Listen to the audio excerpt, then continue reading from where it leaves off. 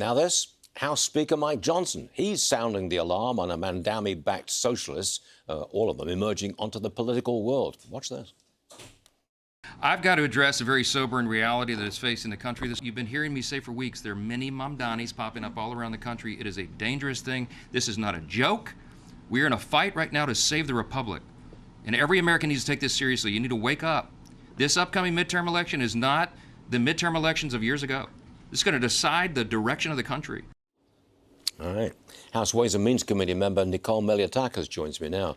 The Democrat establishment seems to be in real trouble. Would you agree with that? Yep. Yeah, and it's of their own making, Stuart. These are Democrats who refused to stand up against these socialists and communists that were challenging them. In fact, they moved more and more to the left to placate them. They voted to support open borders. They voted to not fund our law enforcement. They voted for massive tax increases. So these are a group of Democrats who are placating to the left, and now they've gotten eaten alive by this socialist monster. And it's unfortunate that in these districts where these Democrats won these socialists won the primaries, these are overwhelmingly Democrat districts. So they are going to be members of Congress, partly thanks to political gerrymandering, where we placate to the extreme right or left. And unfortunately, the only defense that we have right now is for the American people to make sure that we maintain our Republican majority so that these crazy characters are not running the show come next year. Here's something I feel real strongly about. A Brooklyn coffee shop refused to serve Congressman Dan Goldman because of his pro-Israel stance. Some Democrats are indeed slamming Mandami for not taking action. Watch this.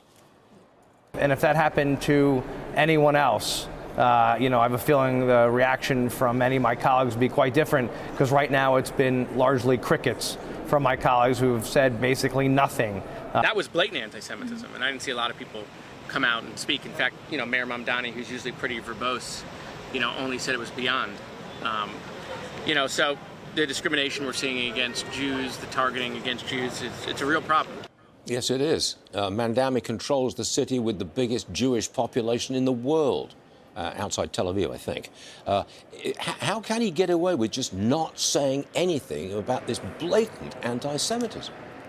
It's outrageous, but this is somebody again who supported a radical group of individuals who were even some marching with the Hamas flag, with the Hezbollah flag in the streets of New York City, the anti-Semitic protests that took place on college campuses, the BDS movement to boycott and divest from anything having to do with Israel. And guess what? New Yorkers still voted for him. That's the sad reality of what's happening in New York City. And it's no wonder why anti-Semitic crimes have now skyrocketed, and New York is the leader in the nation when it comes to these types of hate crimes.